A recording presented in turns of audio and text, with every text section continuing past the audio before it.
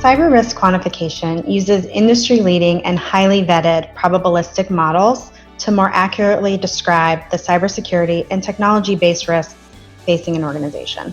CRQ lets you understand the cost of different events and even clarify the return on investment of mitigation of those events through real quantitative models. The reason cyber risk quantification is getting increased attention is that the traditional methods are simply not giving companies what they need. Looking at the likelihood and impact in the traditional way isn't helping organizations effectively prioritize efforts. Taking a quantitative approach shows risk in business terms and ties risk and mitigation activities back to dollars and cents, which means you can make better data-driven decisions. So it's important to measure and quantify risk because measuring risk allows us to make comparisons on a level playing field. What we found is traditionally the methods that were used to quantify and to attempt to measure risk didn't meet that goal. And they talked about things around compliance and maturity and these types of things, but they weren't in units that the business could understand and make decisions about. So it's important to quantify risk because that allows us to speak the same language and to understand what our risk landscape looks like so that we can ultimately make that informed decision. The methods to assess risk quantitatively are probabilistic. Inherently, there's a level of uncertainty in any future-facing forecast. And the reality of that is that we need to have methods and tools that allow us to express that uncertainty. We'll never be able to predict the future, but what we can do is that we can talk about the probabilities of things occurring. And by using these methods that have been tried and tested for years and decades even, we're able to talk about risk in quantitative terms and express the uncertainty that's inherently present in a way that not only helps us make decisions about those risks, but also allows us to understand where we have gaps in our knowledge and what we can do to close those. What can be done with CRQ that cannot be accomplished with traditional risk assessment methods? There's a lot of interesting stuff in this space that can be used to really supplement traditional risk assessment methods in a way that makes them more valuable to an organization. So historically, using a controls-based or bottom-up control-based risk assessment method gives you a lot of gaps. And I'm sure you're all familiar with all of the different ways of reporting those, high, medium, low, etc. But it really tells you where to focus your efforts.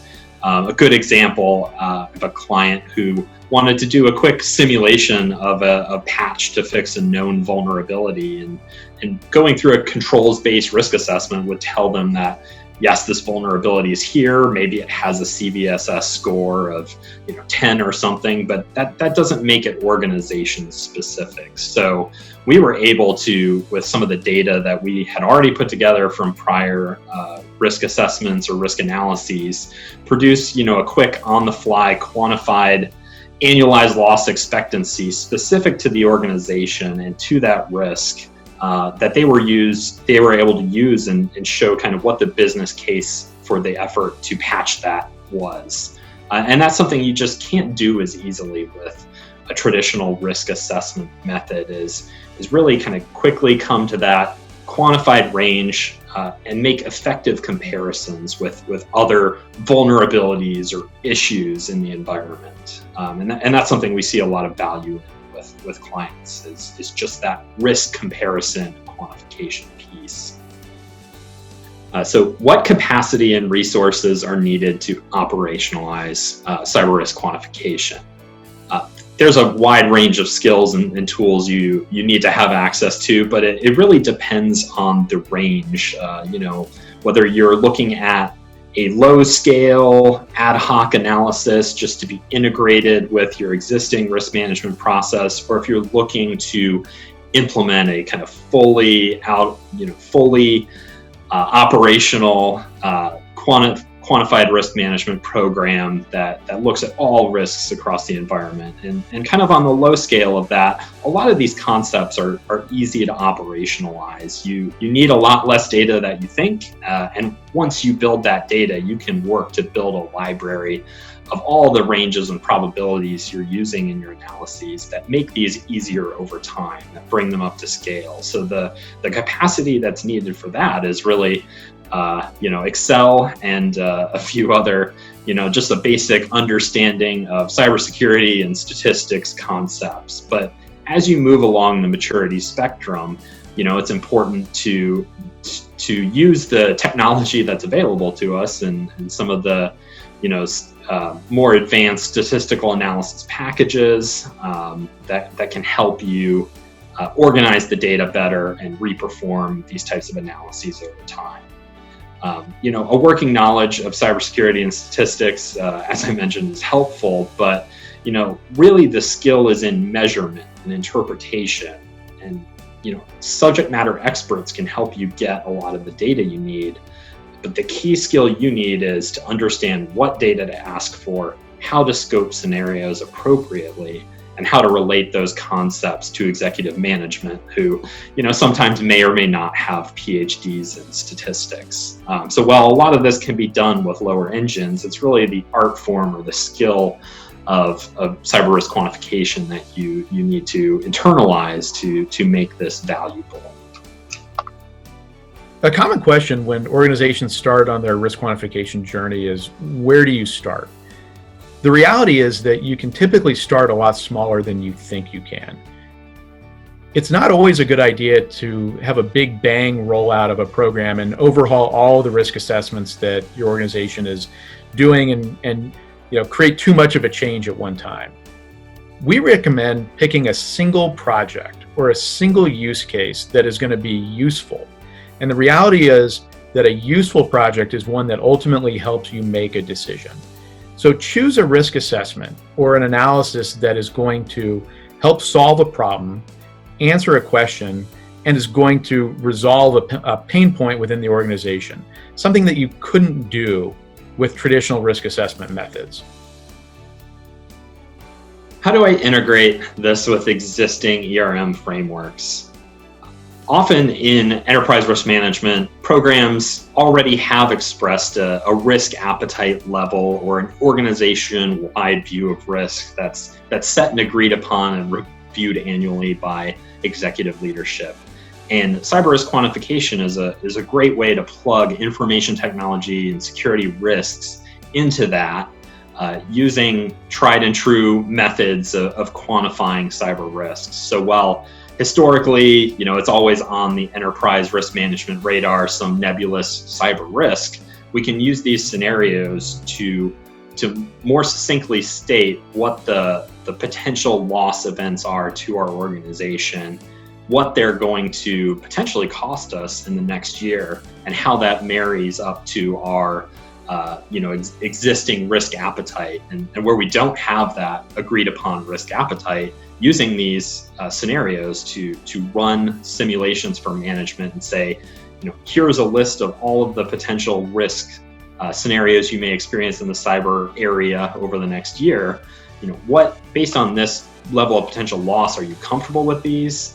Is this something we can use to actually start looking through and setting what that tolerable level of risk appetite is? So that's a great way to start. And then a lot of these concepts are also applicable to other areas of enterprise risk management. So where your organization may not already be using things like loss distribution approaches, Monte Carlo simulations, and ranges of potential loss for your enterprise risk management program, applying some of these same concepts, more broadly to operational risk, is also seeing a huge, surge recently in order to give management more comfortable that they're accounting for all of the ranges of possible and probable future loss in their enterprise risk management program.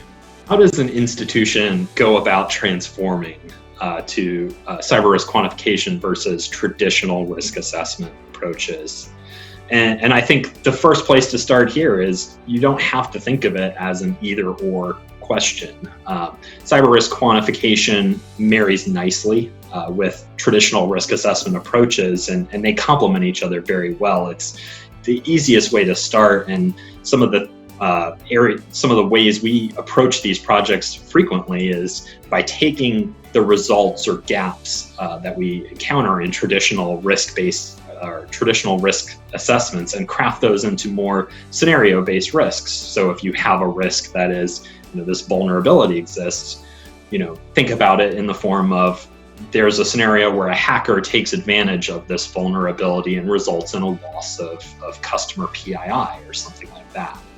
And often an entity already has to do elements of this for things like NYDFS or HIPAA or PCI, a risk assessment or risk analysis of this magnitude that identifies these types of scenarios, identifies the threats, vulnerabilities, and assets is already required in a lot of those types of analyses. So it's just bringing more of a scenario-based view into it, and then doing the work to quantify those risks, which a lot of the time is doing a little more upfront data gathering, whether it's looking at historical risks or historical loss in your environment, what costs have been, benchmarking to other organizations and other publicly available data like the Verizon DBIR and some of the Advisen, Scientia Institute data sets that have been out there and published, and then using those to look at the range of loss related to a specific scenario that your organization could experience.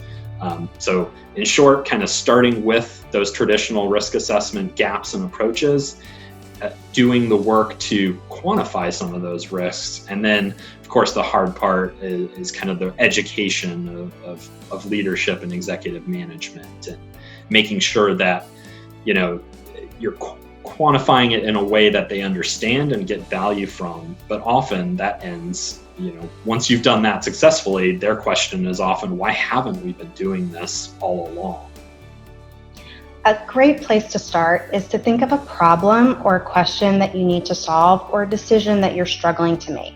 Something that is real and tangible, but you just need a little help with.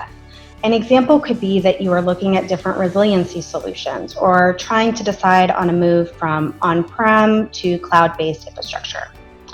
If you're not interested in that, you can also evaluate the ROI on planned investments, which could help you prioritize which activities you should really do now and which could come later down the road. Even beyond that, you can also perform a top risk analysis where you identify the top risks facing your organization more holistically and apply CRQ to quantify those risks and really understand what your loss exposure is. How can an organization be confident in the results of CRQ given the uncertainty and lack of data that we all have in our environment? First, we say this all the time, you have a lot more data than you think already. And so it can be easy to overcome some of that uncertainty by bringing in more data sources, using the ones that are available to you to build ranges. Think about all of the data we have related to past years of cyber breaches, historical occurrence rates, number of devices in your environment, even down to phishing click test rates, where you have users doing mock phishing exercises, and the rate of users that click on those tells us something about the likelihood of experience loss in your environment. So I think using all the data that's available to you is important. And the second key piece is that uncertainty is built into the model. Measurement is a reduction in uncertainty, and it's not an elimination of it. There's always going to be some level of uncertainty, and a trained cyber risk quantification analyst is really skilled and well-versed in taking those various data points and making calibrated estimates in ranges appropriate to the level of data that you have and the level of precision you need for the analysis you're doing. And the good thing is that the size of those ranges tells you a lot about how certain or uncertain your estimate is. So while the size of your range can be used to convey to management the level of uncertainty you experience. If we have a risk with a minimum loss of $1 million and a maximum loss of $100 billion, compared to a risk with a minimum of $5 million in loss and a maximum of $10 million, that tells us something about the potential ranges of loss that are useful. We can see that there's a much wider range potential loss on one than the other. So while that may not be precise, it tells us something about the range of loss we could experience. And it's all about using the data to make effective comparisons. And comparisons don't require absolutely precise data to provide a useful decision-making data point for management. Managing cyber risk is really no different than managing any other operational or business risk. What we've found is that quantifying risk in a way that enables us to manage it as a business risk is important. That's why we use financial models and quantify risk in financial terms to understand loss exposure, because these are terms that are easily understood by the business and allow us to make investment and business decisions about treating that risk that we wouldn't be able to do using any other method. So cyber risk quantification leverages the FAIR cyber risk framework. If you are interested in learning more, I recommend, if you haven't already, joining the FAIR Institute, which is a professional organization where you can find resources and connect with other professionals that are already passionate about the subject. And then you can also visit Protiviti's website at protiviti.com/FAIR. In the next 5 to 10 years, I would expect to see risk quantification really taking off from an adoption standpoint. But I think what'll be interesting to see is that, as organizations are starting to identify new use cases and new ways to leverage cyber risk quantification, the data that goes into an analysis and the way that you use the results of an analysis are going to evolve. I'm really excited to see new innovative sources of data and data sets becoming available, both publicly and within our clients, that will enable a more accurate, a more precise, and a more predictive analysis of risk in the future. And I think over the next 5 to 10 years, based on the pace that we've seen innovation growing so far, there's going to be some really exciting things coming out, both from a tool perspective, a data perspective, and a way that the company is leveraging these analyses to actually make decisions. The global pandemic and resulting economic uncertainty has meant that organizations are taking a harder look at expenditures and trying to understand where to invest and what projects can be deferred. Using cyber risk quantification to quantify the numerous risks being faced will help organizations prioritize efforts, support decision-making, and refresh organizational priorities.